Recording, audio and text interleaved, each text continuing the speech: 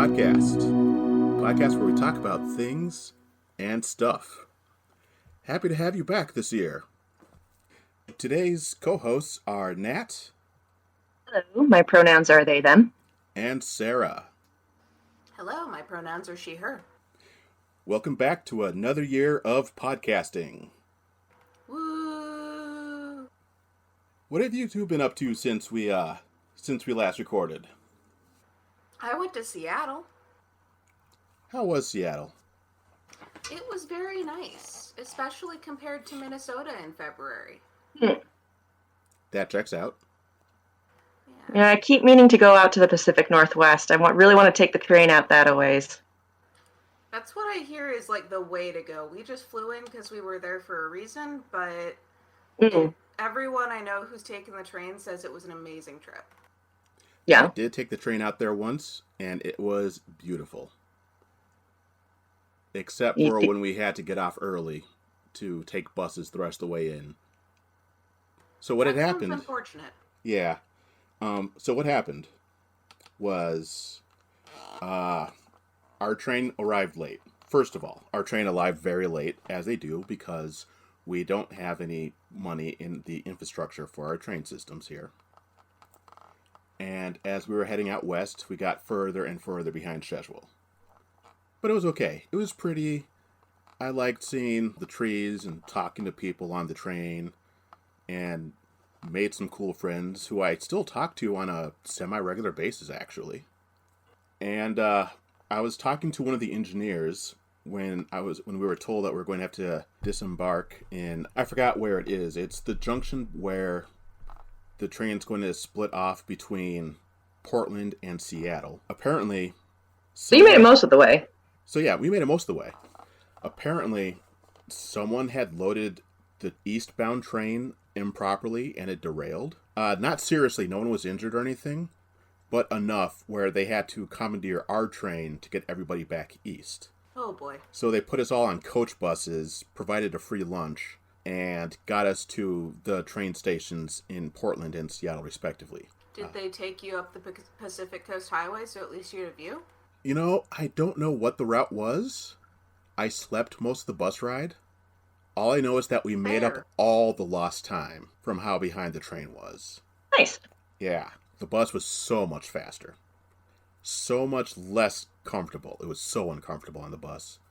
But the train was lovely. Yeah, I try to take the train as often as possible. The only problem is that once you get to where you're going, if there isn't good public transit or you don't have a car waiting for you when you get there, then getting around once you're at your destination is pretty tricky.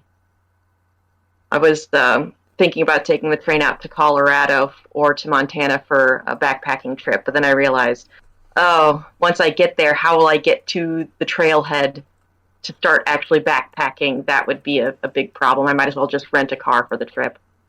Just urban backpack for a while, you know? You hitchhike. It'll be fine. People still hitchhike, right? So the train station in Colorado, you'd be going to Union Station in Denver, correct? Mm-hmm. Yeah. All right. So I have a half-assed idea already. I fly out after you already depart on the train, so I can go visit my partner. And then I rent a car and pick you up from the station and take you to your trail. That's a hell of an idea. Yeah. I like it. Next time you go out to visit your partner, let me know and I'll see if I can coordinate a backpacking trip. Or actually I think vice versa. I'm guessing that planning a backpacking trip probably takes more pre-planning than just flying out to see your partner. You would think that? I was going to say, partner scheduling can be messy. Yes. Yeah, fair enough. So I have to figure out time off for myself, figure out how I'm going to afford to get there, because I can't afford my own plane tickets. And then also work around my partner and their partner schedules. So both may be complicated, to be honest. And partner scheduling just in general is hard. Like, even if you don't have to take vacation days or worry about planes, the next time I'm going to have an overnight with one of my partners is in 2 months because he's booked solid with his other partners and with work and with the trip he's going on. until then. Oh, I hear that. I've only ever purchased my own flight once in my life. And that was... Like, you've gone through the booking process? Gone through the booking process and been able to pay for it all myself. And that's because, at the time, it was when I was a TA, and I was actually saving money, and being paid enough to save money, and being paid enough to, like, own a vehicle, and being paid enough to afford rent and everything. Like, that was the year where life was going well. And that's the only time I've paid for a flight for myself. I've paid for my own flights only, I think, twice, but that's generally because I hate paying and I avoid it as much as possible.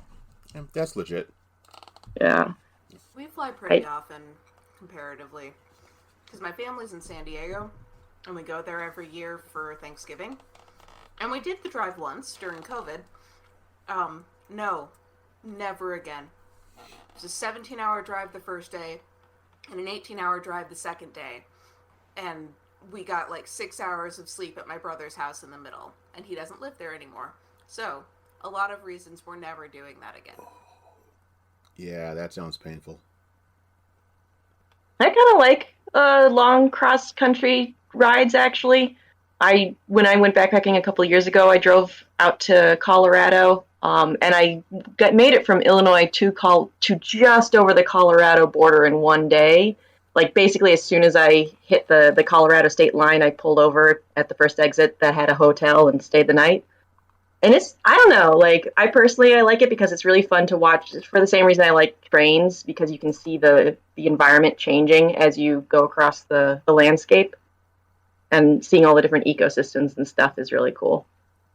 I get that. And I agree to a point for myself. And so that's why I'd like to, drive to Chicago or drive to Ohio, Columbus. I have a friend who lives out there when I had a car.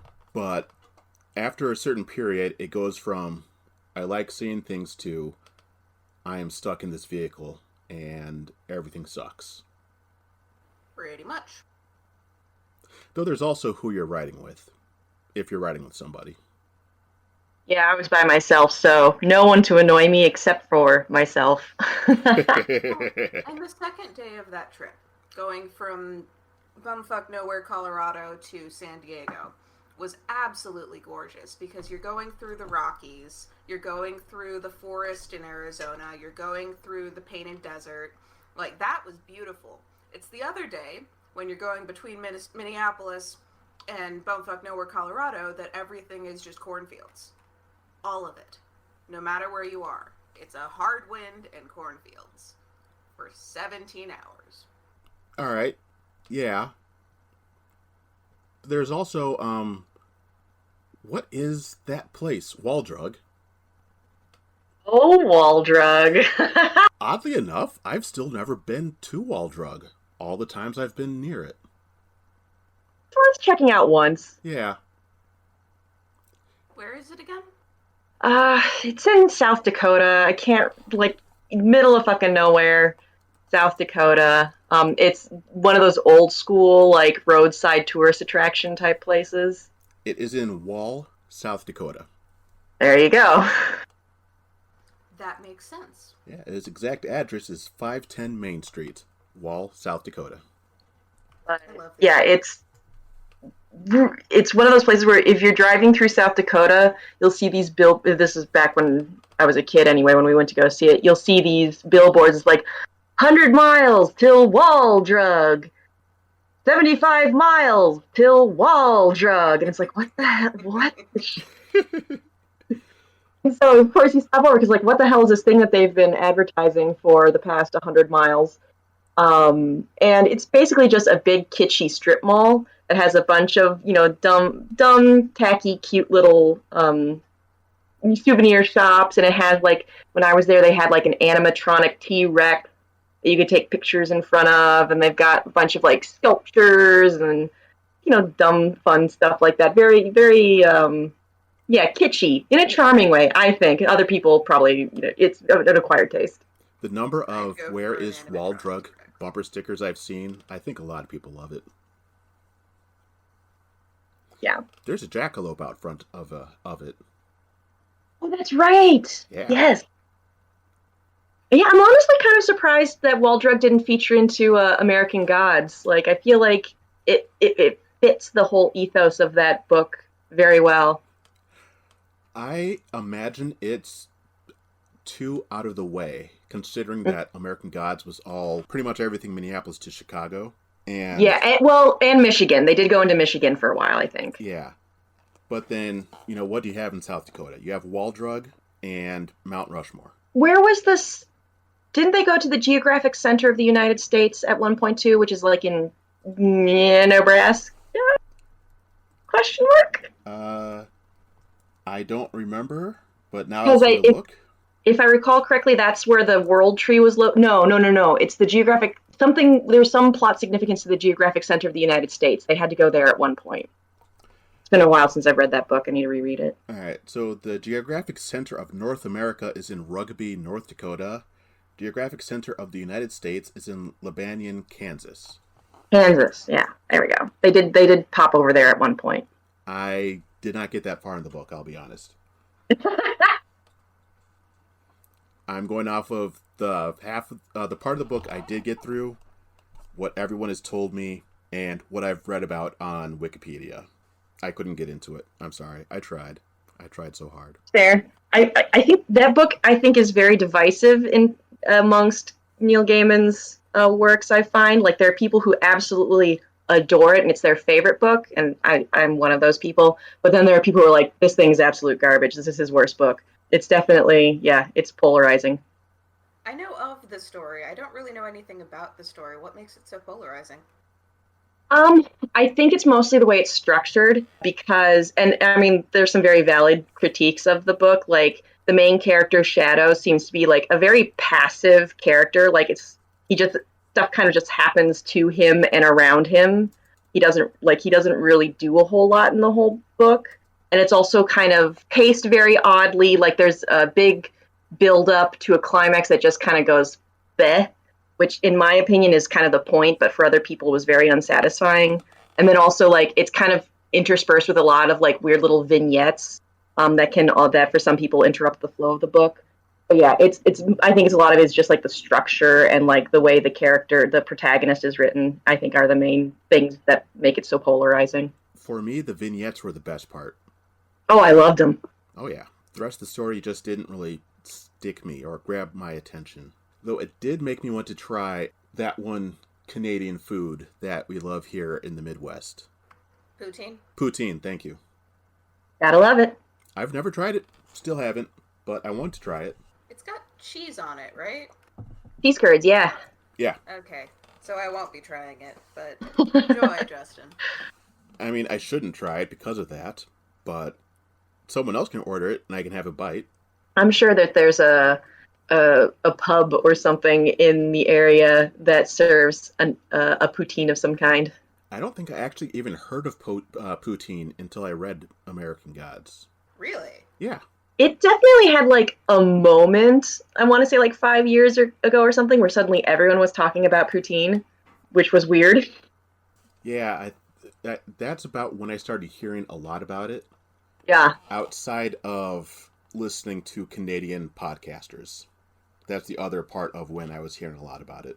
But yeah, my understanding is it's like definitely a Canadian cultural thing, the way that hot dishes, tater tot hot dishes in Minnesota. I don't think I've actually ever had tater tot hot dish. It's basically shepherd's pie. So, if you like shepherd's pie, you'd like it. I do enjoy shepherd's pie, but I also need to be in the mood for shepherd's pie. Next time you're in the mood for shepherd's pie, try tater tot hot dish. I just might. Tater tots give me a headache. Huh. I'm wondering if it's like the sodium content? That'd be my guess. Well, probably. Yeah. Especially since I've cut down a lot on sodium in general. Because, I have high blood pressure, as many African Americans do in the United States. And so I have been actively careful about how much sodium I put in, I eat. So I don't, put salt on my food. Though I do use sea salt when I'm cooking sometimes, but I don't add salt after the fact. And I have noticed that when other people make food that I eat, it tastes a whole hell of a lot saltier. And, part of that's because salt kills your taste buds, but it's just so different how much salt people use. It's so intense. Yeah, I don't cook with a ton of salt, and sometimes I forget to put salt in altogether, and then I'm sad. But, I put in a fair amount of salt when my mom was visiting for whatever I was cooking at the time. And then we sit down, and she tries it, and she proceeds to pour more salt on it. And I'm like, how? How can you do that? Tongue just has so much salt on it that the taste buds have been deadened. I remember at Fest, when I was still at Fest, so this was 10, 15 years ago, someone made a big old thing of soup and brought it in. And this was another person who doesn't ingest a lot of salt. So the soup didn't have salt in it. And, this person and I were both eating it. I'm like, this is delicious. Chef's kiss. Another person had it and was like, this needs more salt. Like a lot of salt. And we're both looking at him and going, maybe that's why your blood pressure's through the roof. With how much salt you're saying it needs. So yes, there is a limit to how much salt something needs, but stuff does need salt. It just makes the whole dish better. There is an amount of salt that, plus it's good for you at the right amounts. Yeah, I mean, if a hint of salt will, in my opinion, actually make the other flavors more noticeable. It doesn't overpower the other flavors, but it makes them stronger. Yeah. As another friend of mine says, it's a flavor enhancer. Yes. But so many people use it as the flavor. Mm. And that's where I find a lot of the issue comes in. That makes sense. There was a story I read as a kid. It was one of those The King Has 3 Children stories. And in this one, the king asked his 3 daughters to tell him how much they loved him, and that would determine their inheritance. Which, we're already off on a great start with this story. The older 2 daughters were like, I love you more than all the jewels in my jewel box. I love you more than all the clothes in my closet. And the 3rd daughter, who liked to cook, came up and said, I love you more than salt. And the king was furious because salt is awful for crops, and it kills things, and it stings in your wounds, and so he banished the girl.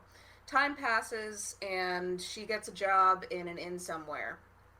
And the king goes blind because he was mean to his daughter, and it's a fairy tale. And he ends up visiting that inn where she's cooking.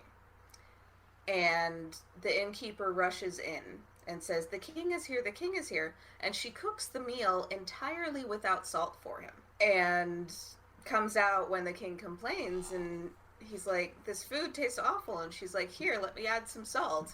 Oh my god, the food tastes amazing. I love you, daughter, come back. Kind of story ends in a happy way.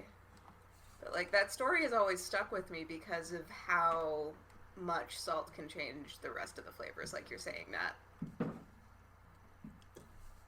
For a hot second, my brain went to King Lear. Oh, yeah. My brain went to immediately, well, salt was actually fairly valuable for a lot of the ancient world. So yeah. It's a fairy tale. Any king worth his salt, would get what she was going for. And it's a meat preserver.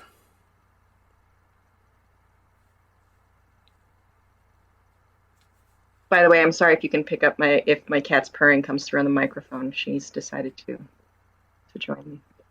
I cannot hear her. But, okay. I wouldn't be sorry. But she is adorable. There are a lot of stories and fairy tales of a king and 3 daughters, and one of them is, or a king and 3 sons. Or king and 3 sons. Absolutely. And how much do you love me? Or you have to go find the one where you have to go find something valuable, and whoever finds the bestest treasure wins my kingdom. It's a And if it's a classic. Russian fairy tale, then it's always Ivan who sleeps on the stove and is a dimwit that wins the contest. Ivan? Yeah, just always. That seems to be the third son's name. Ah, Is it kind of like how we have a lot of English stories about people named Jack kind of thing, where it's just like that's the generic name? Yeah. yeah, I that. have my book of Russian fairy tales here. I can go open it. I wonder if that just is the common name then. I know very few people named Jack. You know my cat. I know your cat. I was thinking about all the common names I know, and like John, James. A lot of people in my family are named James. David. I Michael. don't have anybody in my All family the all named the David. biblical names. Yeah, the biblical names though. Yeah. Wait, do I have anybody in my family named David? Hold on. What are my uncles' names? On my dad's side. I should know this. I The- have a first cousin once removed named David. I do have an uncle and a cousin with the name Michael. I don't speak to either of them. The cousin, because I think I've only met him once, and that was when I was. Oh, Lordy, was my sister even born yet? I think it was before 1989. So,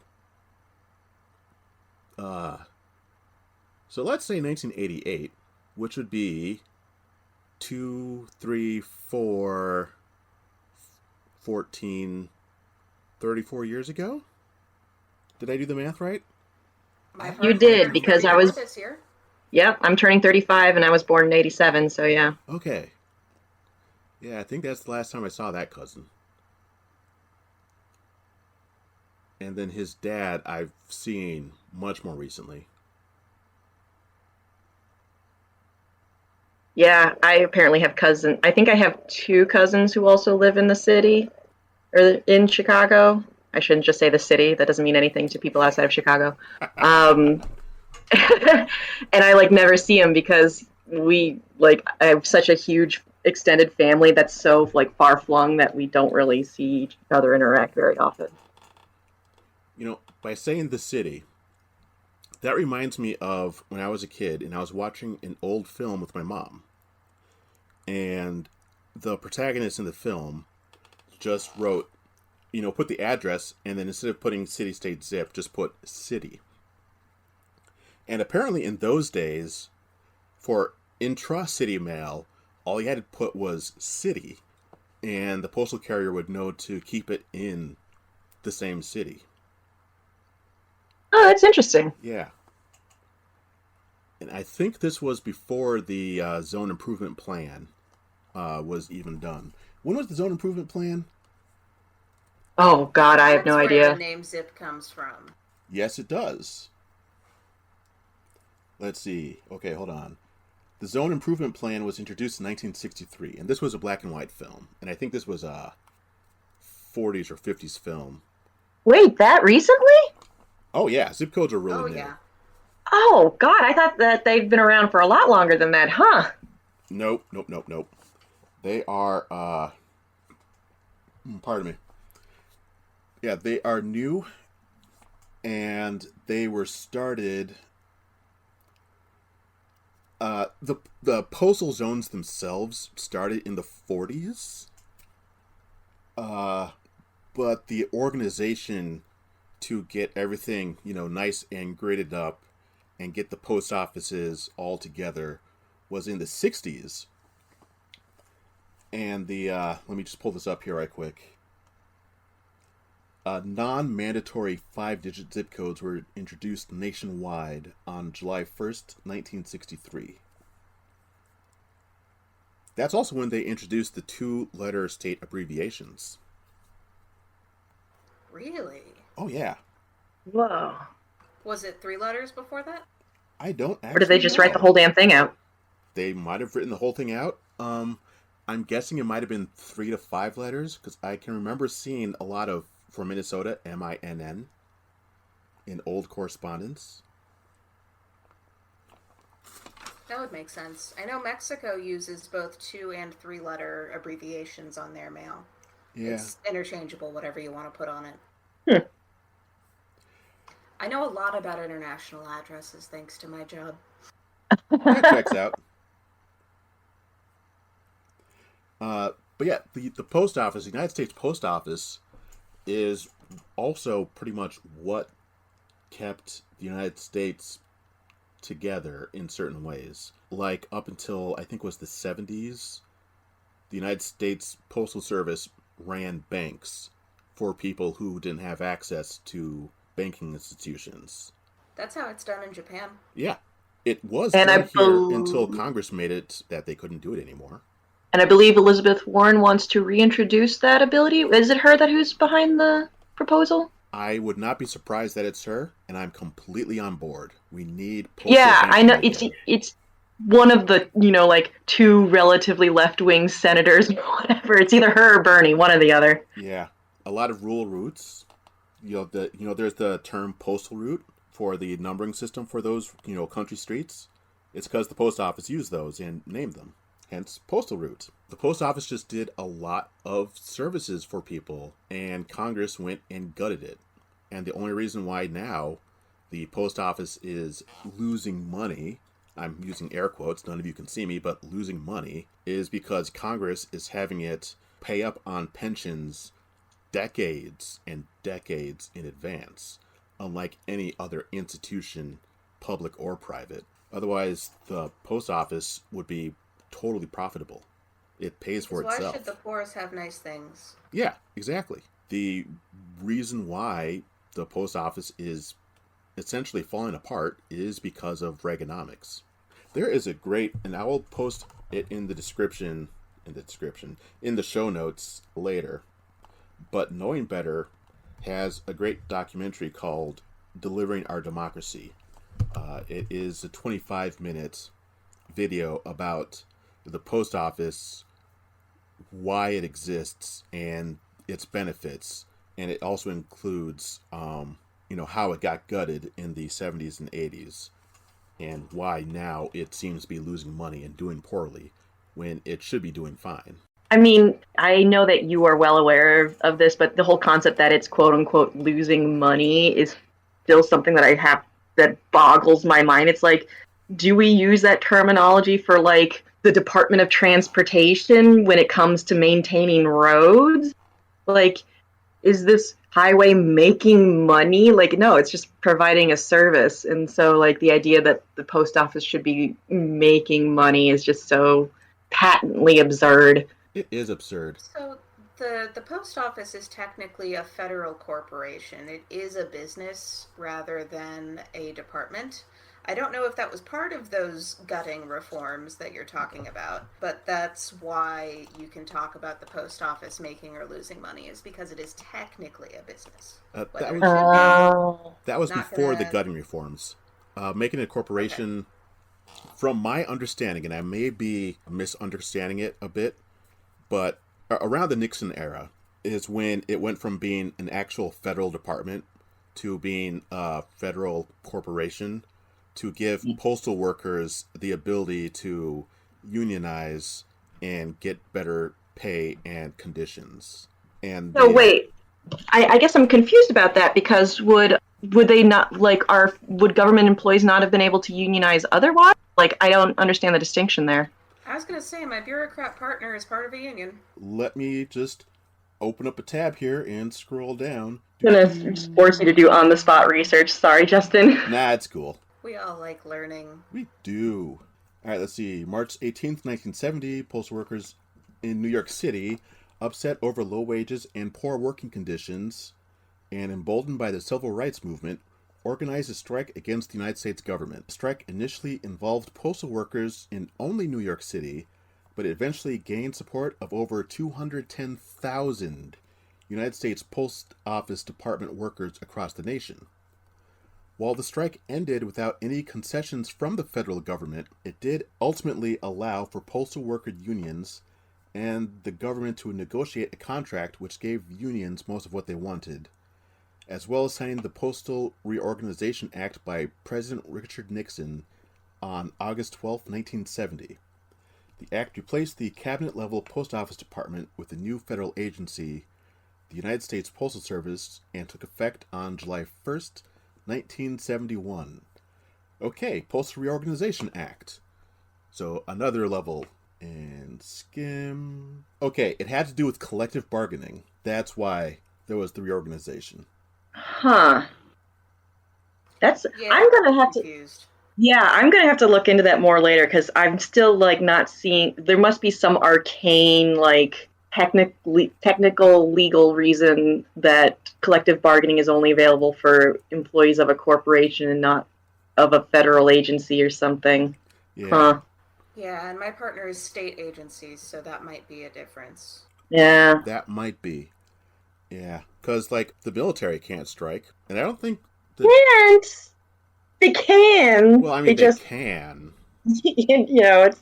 One of the reasons why police unions are so strong is because the last time they had a strike, they were the ones who were sent in to break up strikes. And so the United States had to send in the military to break up the police strikes. And it just was made the government look even worse than it already did. Here's a thought. Let's not break up strikes. Yeah, let's not do that. But that's why police unions are so strong and why the rest of the unions aren't. One of the reasons. One of the reasons. All right, let me just... All right, so I'm going to just post some links into ye old Discord, and then we can dig into it later, and I'll put links into the show notes when it's show note time. Yay, show notes.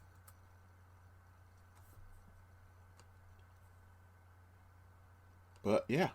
You had a Discord channel that you wanted to make public, right? Or server? Server, yes. I do have a Discord server. It's currently linked up to, what are those things called? My Patreon and my Ko-Fi. And it needs a proper name still. Right now it's just called Friends of Justin Grays. But I'm like, that's a silly name. I could do better. But I need ideas. And The Gray Zone. Wait, say that again? The Gray Zone. The Gray Zone. That's not a bad idea. I don't know, what kind of stuff do you talk about when you do Patreon and coffee things? Well, so far, the majority of my Patreon and Ko-fi posts, the majority are saying, hey, this is up on my website now. So it's links to podcast episodes, blog posts, when I'm posting on YouTube about my reactions to whatever I'm watching, right now being Picard and Halo. I'm liking both shows. Most people aren't liking Halo, but I'm not most people. And then also on Patreon, and once I figure it out on Ko-Fi, are the special extras. So like when we were talking about police reform on a previous episode, and I was talking about, was I talking about jury duty, or was I talking about wanting to be a police officer? It was probably both of those. Probably both. I definitely remember the wanting to be a police officer part. Yeah. So I wrote up a special Patreon exclusive post about, my experience with those. And so they're available to people who are my patrons on Patreon. So whoever is supporters on there can just read it. So I guess it's, kind of behind a paywall, but those are few and far between. So yeah, it's essentially, hey, help me afford to keep doing things and stuff. Also, here's some bonus material. Yeah, the gray zone sounds good, or if you don't like zone, pick another word like block or crowd, something. Sweet. I'm probably going to use that then, the gray zone. Thank you very much. You're welcome. Well, by the time this posts, because this episode will be going up in 2 months, I'll have a link to the Discord, because things should be all set up by then. and organized. What else did we talk about in the last season? Oh, we talked about so many things. Yeah, we talked about a lot of things. Yeah. Hold on, let me just get this other click and post this in the Discord so I can put it in the show notes later. There we go. Okay, so last season. So while Justin's looking that up, I like to cross-stitch while we talk, and most of what I've been stitching lately has been baby statistics for friends who just had babies. And I finished the last one, which was a huge, huge pattern. It was like a Mario level with the kid's name in it, and it was on 18 count Ida, which means there are 18 stitches per inch. And the thing is probably 12 inches long and 8 inches high. So we're talking just absolutely massive stitching project. Took me over a year. And then when I finished that one, I started this next one, and I'm like practically done with it 3 weeks later. It's just astonishing, the size difference between the two. So, I'm sorry. You cross-stitch baby statistics? How long they are and how heavy they are when they're born. Oh. Yeah. Okay. Yeah, that's cool. So, like, this kid was born on March 2nd, and was at 3:48 p.m., was 22 inches long, 8 pounds, 13 ounces. A long baby. Yeah. They're long people. Indeed. One of my friends just had a kid, but that one was only 19 inches long, so not as long. Now, when you say they're long people, are you talking about like 6+ feet or 6.5+ feet? Neither. I think he's just over 6 feet, and she's tall for standard female phenotype, but not super, super tall. All right. I'm glad I'm not very tall. I mean, being below average height is frustrating for certain reasons, but there comes a point where being too tall has its issues. Like just, suffering a collapsed lung because you stood up. I don't want that. Hitting your head on things, that's where my mind went. There's that too. I'd rather, accidentally bump my head on a door frame than standing up and my lung collapsing because I stood up. I don't know, I'd take that risk if it meant I could reach the cabinets appropriately without a step stool. Or if my feet ground when I sat in a chair. All too often, not possible. I'm sorry, I'm not that short. I can dig it. I'm not even that short. I think I just have short legs. Like I'm average height for people for assigned female at birth people, and like I'll sit on the bus and my feet are dangling, and it's just like this is just a bus seat. Huh. I'm not that short. Yeah, that's weird. Yeah, it is weird. You have short legs. All your height's in your torso. Leg, apparently, bodies are weird like that. Yeah, I was watching. I saw on Facebook how they have the Instagram reels on there now. Yeah, the ones I never watch. Yeah, those. Sometimes they autoplay on mine, and I'm like, oh, these people are the same height sitting down. One of them is like 6 inches taller than the other standing up. That's fun. Keep on scrolling. Facebook purchasing Instagram was so monopolistic. It's meta now. It's meta. For tax purposes, I'm sure. And Elon Musk wants to buy Twitter. Can he just shut it down once he buys it? Because that would be great. I think he was just trying to manipulate stock prices, honestly. I thought he was doing it because he doesn't like the fact that people don't like him. And talk about it on Twitter. I mean, probably that too, but like he has a history of like making public statements to manipulate stock prices and then benefiting from it. Like, he's done it with Bitcoin. He's done it with other things. Like, I think this was just more of that. Yeah. Is it illegal? It might be. I think it might be illegal. I don't know. I don't know if I would call that insider trading necessarily. Yeah. But it's definitely irresponsible. Mm-hmm. Yeah. Well, I hope that Twitter decides not to do it. Because I don't think they have to sell it to them. They have already implemented new corporate resolutions where if he tries to buy a majority of shares, then they would automatically release or create more shares to sell. It's called a poison pill resolution. I actually just learned about these in law school, and then it was in the news, so that was kind of neat. So that's what that meant. Yes, that's what that meant. Basically, where like if he tries to purchase majority shares, then they would just create more shares, so he would no longer have the majority. Okay. And the reason it's called a poison pill is when you create more shares, that makes the price of existing shares go down, which in the short term would be bad for the company, but the idea is that it's still better than the alternative. I hate capitalism. Yeah, no, it fucking sucks. Like, my business law course has been excruciating because it's all about, corporations and shareholders and all that stuff. And I'm like, I hate all of this. All bad. It is all terrible. Oh, I was in the middle of a Facebook argument the other day, which is always a garbage fire. And someone was saying that communism was a political system and capitalism was not. And I was like, I don't think you know what you're trying to say here. It has shades of I'm not straight, I'm just normal. Exactly. Yes.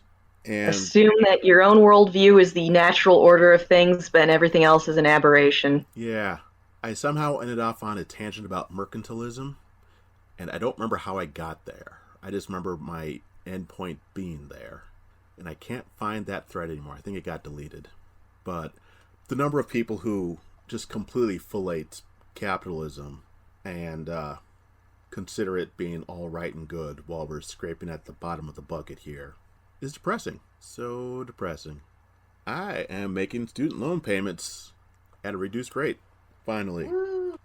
I'm never going to be able to pay these off.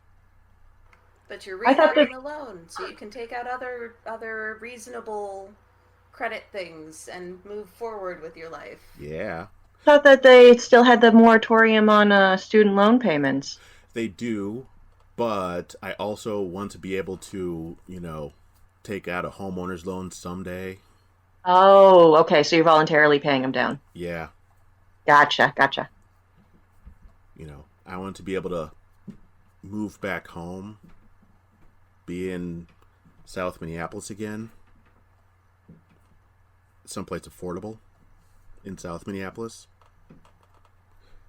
be somewhere I could be comfortable and be able to get around without having to ask somebody else for a ride and hope they're available, or borrow someone's vehicle because I can't get around from out here. Even when they finish the light rail out here, the orange line they're putting out here?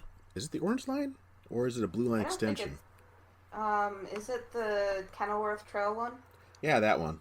I don't know what they're calling it yet. I just know it's on Kenilworth. Anyway, out here, I can't get anywhere without help. And as much as I am a proponent of people asking each other for help and helping people, sometimes it's just not practical. Yeah, it can be a pain in the ass. Yeah. So to get to my job, I actually have to use 2 different bus systems. They work together. Unlike some of the train systems that I've seen, but they work together, and they work together very smoothly. I'm not going to say flawlessly, but very smoothly. But I still have to use 2 different transit systems to get to my job. The days where I have to bus in. But you don't have to do that for a while. Yeah. Get that disability. Yeah. Got the ADA, Americans with Disability Act. 6 months. 4 of those months are months that we were already working from home. But whatever. 6 months until I have to get recertified to continue working from home. Oh, congratulations. Thank you.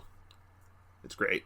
Because I do not want to go back to the office for many reasons, including health and safety, and being in the office already messed with my anxiety so hard before the pandemic.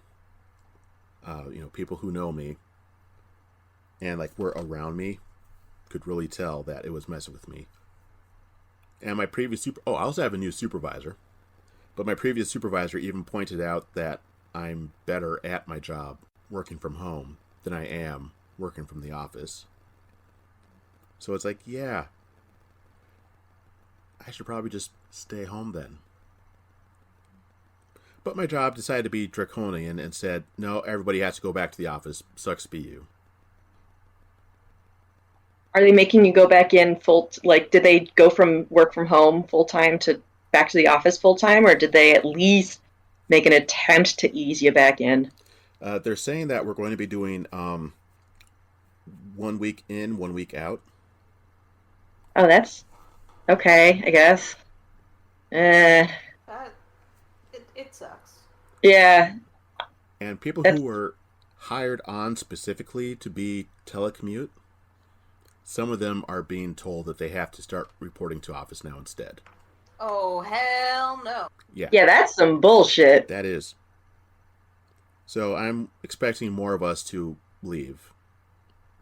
There have been a number of people who have quit already, and I'm expecting more to quit. And you would quit. I would if I could get hired somewhere else. In the past 10 years, I have had 11 job interviews. And in those 11 job interviews, I've had 5 jobs. The one I have now, one was a delivery driver, and I left that because after my car broke down, I wasn't making money anymore. One of them, I was a TA, and the school closed down. One was doing tech support for a company that got bought out. And so we all lost our jobs. And one was... What was the other one? I am missing something in my head. The 5th one was a temp agency that would, after I had one position there, would not ever get back to me about other gigs. So those were the 5 jobs I did get. The 5 jobs I didn't get. So the 6th interview, there was one interview where it's been recent, and so it's been too early for me to hear back yet. But the 5 jobs I didn't get, one, I was extended a job offer. That day, I saw in the paper that they were closing down. The person who extended the job offer to me called me the next day and apologized and told me that he just found out that they were closing down and had to rescind the job offer. One of them reorganized after the interviews were completed. A friend of mine worked there. And my friend told me that instead of filling the position, they eliminated the position. One of them told me that I didn't get it. I was like, okay. And then 2 of them just would never get back to me, even though I called and emailed a number of times. It's the fucking worst. Yeah. So yeah, 11 interviews in 10 years. And I've been trying consistently in those 10 years. Except for when I got hired at this job, there was a 2-year period where I stopped applying constantly and only applied someplace where it's like, I really want this particular job. Can I get it? No? Okay. So 8 of the 10 years was like constantly sending out applications. And no, just can't get in places. Oh well. That's exhausting. It is. It is. Yeah. You know, I'm going to be 40 soon. And soon I'll be aged out of the workforce as well. Because a lot of places want people who are young and don't want money. Or, let me try that again. Young and won't be asking for as much money. Because they'll either be, inexperienced or still living with their parents and able to take less, or just not needing as much. But I've Not knowing enough to advocate for themselves. Yeah. And, here's me. I have to take care of myself. I need to pay for me and Leonidas. And while, friends do help me, and I've got Patreon and Ko-Fi here, and I'm doing all this, I do other things to try to help make sure ends meet. Eventually, workplaces would be like, no, we don't want you. We want someone younger. Even though it's legal to say we want someone younger, we all know that we want someone younger. If it's any consolation, my dad was going through the job hunt recently, and he's a good couple decades older than you, and it was a struggle, but he was able to find a job after a while. So it is not impossible.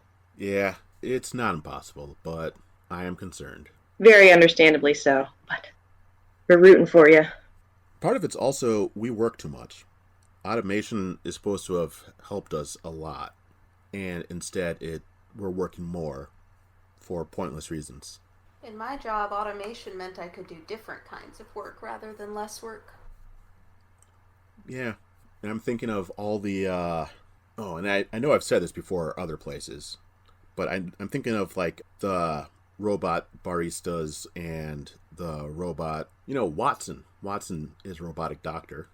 And just all the stuff that is in all the variety of careers that we have now that are automated. Line mechanics. People are overseeing things now.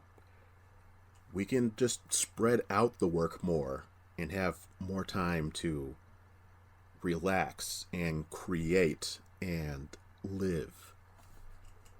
But that would take a complete restructuring of the economy, which is fake anyway. And, the people with the money to fix things don't want to do that because they're afraid of having a little bit less. A friend of mine posted a thread recently about obesity and how the, quote, obesity epidemic, unquote, trend line starts and follows the trajectory of the economy becoming more polarized. I think the particular chart that they said they wanted to use was the chart of the obesity epidemic and putting in when Ronald Reagan came into office, marking that on the chart for information's sake. I think I've seen that. There are so many charts that make sense once you note when Ronald Reagan was elected. Ronald Reagan. That motherfucker. Oh, Reaganomics fucked everything. He was so racist to boot. Him and Nixon. Did you ever listen to that phone call that Governor Reagan made to President Nixon? No, but I'm assuming there were a lot of racial slurs involved. Seems likely. Yeah. I'll put a link in the show notes, but it was pretty open about how racist he was. Also, how, Reagan and his Republican darlings are all pro-gun. Reagan limited people's ability to have guns when he was governor of California because black people had guns. Well, it was a Black Panthers thing, wasn't it? They started carrying guns openly to, defend themselves against racists, and white panic ensued. Yep. They were also doing school lunch programs, providing for the needy, and telling people their rights when they were being unjustly stopped by the cops from a safe distance. They weren't getting up in their business, but standing at a respectable distance back and telling people what their rights are. And Reagan did what he could to put a stop to it. This is why we can't have nice things. Yep. Is that going to be the title for this episode? That works for me. There's a user in the Discord for this podcast whose subtitle is Wanted for Capitalism Murder. And if that's true, why is capitalism still alive? I think one could argue that it's undead at this point, a shambling husk of a monstrosity. And all of its goons are saying Hail Hydra. Who's gonna write up stats for an undead Hydra? Oh, I'm sure it exists already. Probably. Any last words? Sorry. Before we wrap things up? Bring back the Pony Express. That gets mentioned in the video that I'm going to be putting in the show notes. It was just like not horses, that's all. Unrelated to anything else we've talked about today, the new anime Ya Boy Kung Ming is fantastic, and if you have High Dive, you should watch it. Can you put a link in the Discord so I can put it in the show notes? I will do my best. Fantastic. Because I am totally not going to be able to find it to ask you because I won't know how to spell it. Fair. All right. And my last words will be, wash your damn hands and get vaccinated. All right, take care, everybody.